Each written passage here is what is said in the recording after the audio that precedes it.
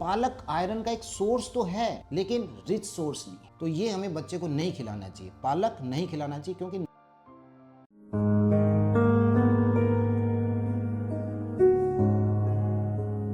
Welcome parents. दोस्तों, आज के इस वीडियो में मैं स्पिनच या पालक से रिलेटेड जानकारी आपके साथ शेयर करूंगा। जब भी हम पालक को देखते हैं तो हमें ऐसे लगता है कि हाँ, ये आयरन का बहुत अच्छा सोर्स है। मैंने भी अपने पिछले कुछ वीडियोज में आपके साथ शेयर किया होगा। पालक का कोरिलेशन उसको किससे बैठाते हैं कि आयरन से। मतलब यदि हमारे बच्चे में एनीमिक है या उसमें खून की मात्रा को बढ़ाना है तो हमें उसे पालक खिलाना है, क्योंकि पालक आयरन का बहुत बड़ा सोर्स है। आज मैं आपको बताता हूँ कि पालक जो है ये आयरन का कोई बहुत बड़ा सोर्स नहीं है। जब हम किसी भी फूड के लिए ये कहते हैं कि ये आयरन का सोर्स है, तब हमारा मतलब ये होता है कि हमारा जो डेली रिकमेंडेड इनटेक है उसका 15% भाग जो आयरन का है वो उस फूड में अवेलेबल है। अगर 15% डेली रिकमेंडेड वैल्यू का उसमें प्रेजेंट है तो हम कहेंगे कि ये एक सोर्स है आयरन का। और इसका डबल पोर्शन यदि अवेलेबल है 30%, तो हम कहेंगे कि ये एक रिच सोर्स है या हाई इन आयरन।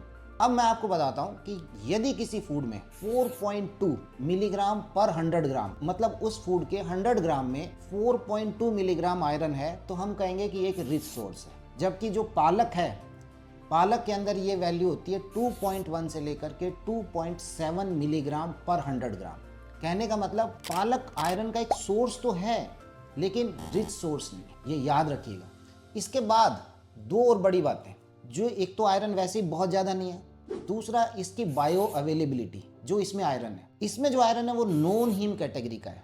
अब नॉन हीम कैटेगरी का आयरन जो रहता है उसे हमारी इंटेस्टाइन एब्जॉर्ब नहीं कर पाती है अच्छे से। और इसमें ऑक्जेलिक एसिड बहुत ज़्यादा है। इसमें ऑक्जेलिक एसिड की मात्रा 1000 मिलीग्राम पर 100 ग्राम है। वहीं ये ऑक्जेलिक एसिड यदि मैं कैरेट में आपको बताऊं, गाजर में, तो 49 मिलीग्राम पर 100 ग्राम है। बहुत ज़्यादा ऑक्जेलिक एसिड का नुकसान क्या है कि ये आयरन को एब्जॉर्ब नहीं करने देता। इन दोनों कमियों से हम कैसे बाहर निकलें?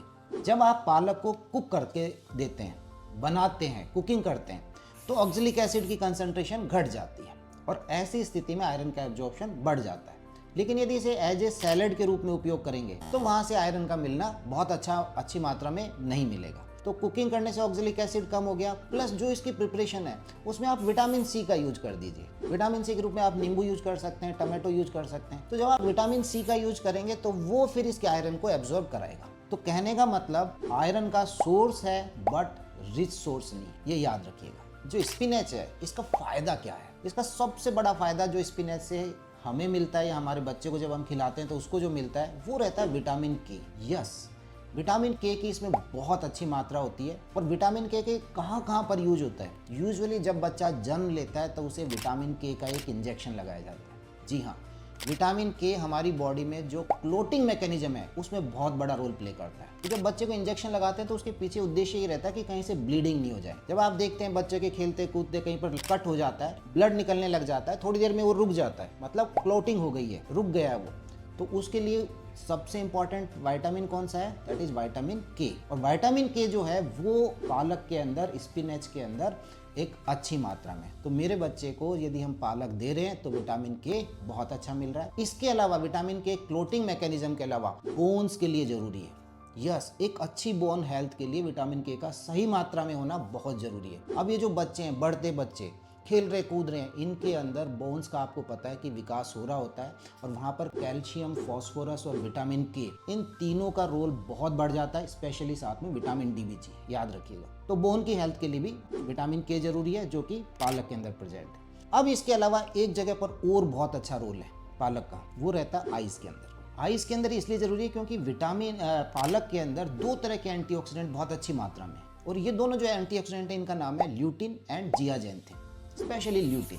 तो हमारी जो सेल्स हैं, आई की जो सेल्स हैं, उनके लिए ल्यूटिन का सही मात्रा में होना बहुत जरूरी रहता है। तो अगर अच्छी आई हेल्थ चाहिए तो आपके लिए अच्छा ल्यूटिन की मात्रा चाहिए, और वो किस में प्रेजेंट है? पालक में प्रेजेंट है। एज रिलेटेड मैक्युलर डिजेनरेशन, जो ARMD की जो बीमारी है, जो with the passing of time लोगों में होती है, जो ब्लाइंडनेस का एक बड़ा कारण है, ऐसी स्थिति में यदि ल्यूटिन, जियाजेंथिन फूड के अंदर अच्छी मात्रा में है तो स्टडीज में देखा गया कि ये बीमारी डिले हो जाती है या फिर नहीं होती है। तो फिर ल्यूटिन एंड जियाजेंथिन आई हेल्थ के लिए जरूरी है। और हम यदि इनडायरेक्टली देखें तो अच्छी जो बच्चे होते हैं वो विजुअल लर्नर्स होते हैं, देखते हैं और सीख रहे होते हैं।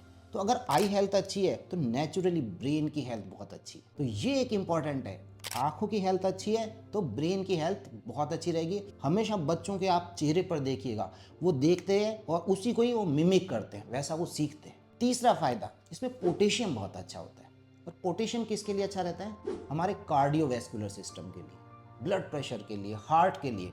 तो जिन फूड आइटम्स में पोटेशियम की मात्रा अच्छी है वो फूड हमारे कार्डियोवैस्कुलर सिस्टम या फिर हमारे हार्ट के लिए बहुत अच्छे रहते हैं। इसके बाद इनमें पॉलीफिनोल्स बहुत अच्छे होते हैं। पॉलीफिनोल्स जो रहते हैं ये भी एंटीऑक्सीडेंट की तरह से वर्क करते हैं, या आपके एंटी कैंसर हैं, एंटी इन्फ्लेमेटरी हैं, आपके एंटीऑक्सीडेंट्स हैं, और ये सब चीज़ें बच्चे की इम्यूनिटी देती हैं। तो यदि आप पालक उसकी डाइट में रख रहे हैं तो पॉलीफिनोल्स जा रहे हैं जो उसको इम्यूनिटी दे रहे हैं। Vitamin B complex, yes, vitamin B complex का ये एक अच्छा सोर्स है। और बी कॉम्प्लेक्स कहाँ काम करता है? बी कॉम्प्लेक्स हमारे सेल फंक्शन पे काम करता है, मतलब सेल की ग्रोथ के लिए, बच्चे की ग्रोथ एंड डेवलपमेंट के लिए पालक बहुत बढ़िया चीज़ है। विटामिन ए भी इसमें अच्छा है।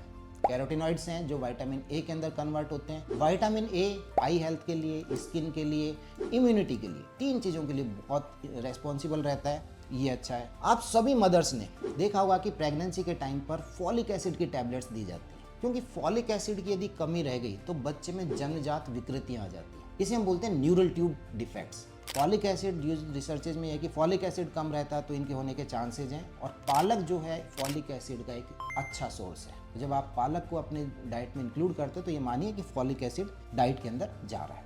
अब पालक से रिलेटेड बहुत से लोगों का एक ये रहता है जो मैंने पढ़ा है कि इसमें नाइट्रेट्स बहुत रहते हैं। और नाइट्रेट्स क्या करते हैं? हमारी ऑक्सीडेटिव स्ट्रेस को बढ़ाते हैं। तो ये हमें बच्चे को नहीं खिलाना चाहिए, पालक नहीं खिलाना चाहिए, क्योंकि नाइट्रेट्स ज़्यादा है। जबकि रिसर्चेज के अंदर ये क्लियर है कि जो बच्चे जिनको कोई हेल्थ रिलेटेड इशू है या 3 महीने से छोटा बच्चा है, वहाँ पर ये नुकसान कर सकते हैं। और 3 महीने से पहले तो हम वैसे ही नहीं देते हैं, क्योंकि बच्चे को कब देना है याद रखिए, अच्छे से सुनिए, जब बच्चे ने 6 महीने कंप्लीट कर लिया। अब 6 महीने कंप्लीट कर लिया, उसके बाद आपको उसकी डाइट के अंदर जो भी हम कॉम्प्लीमेंट्री फीडिंग है वो स्टार्ट करते हैं, और पालक को भी तब दे सकते हैं। तो आप किस प्रिपरेशन में बच्चे को देते हैं ये मुझे ज़रूर बताइएगा, क्योंकि कहीं चोकिंग का खतरा तो नहीं है। तो नाइट्रेट्स वाली जो बात है वो भी मैंने आपके साथ क्लियर करी है। कोई भी सब्जी आपने 24 घंटे से ज़्यादा स्टोर कर रखी है और फिर आप उसकी प्यूरी बना करके दे रहे हैं, यूजुअली जैसे आपने पालक 24 आवर्स तक स्टोर कर रखा है और फिर उसको प्यूरी फॉर्म के अंदर आप यूज कर रहे हैं बच्चे के लिए, तो ये ठीक नहीं है। यहाँ पर नाइट्रेट्स वाली प्रॉब्लम हो सकती है। तो विद इन 24 आवर हमें सब्जियों को यूज करना है। फिर ये पूछा जाता है कि क्या इससे एलर्जी हो सकती है? देखिए, एलर्जी किसी भी फूड से हो सकती है। हमेशा जब भी आप पालक यदि इंट्रोड्यूस कर रहे हैं छोटे बच्चे को, तो आप देख लीजिए कि उसको देने के बाद कोई दिक्कत तो नहीं हो रही है। हालांकि पालक जो है एक कॉमन एलर्जी का कारण नहीं है, लेकिन कोई भी फूड से हो सकती है। ओरल एलर्जी सिंड्रोम होता है जिसमें मुंह के अंदर थोड़ा सा झंझनाहट रहती है, थोड़ी खुजली, इचिंग सेंसेशन रहता है, नमनेस आ सकती है, इससे ज़्यादा कुछ होता नहीं है। यूजुअली जब मैं खुद खीरा लेता हूँ तो मुझे इस तरह के सेंसेशंस आते थे स्टार्टिंग में, अब तो वो भी नहीं है। तो ये हल्का फुल्का हो सकता है यदि आपका बच्चा ऐसी कंप्लेंट करता है बड़ा, तो इसको भी कोई बहुत ऐसा नहीं है कि ये सीरियस मैटर है।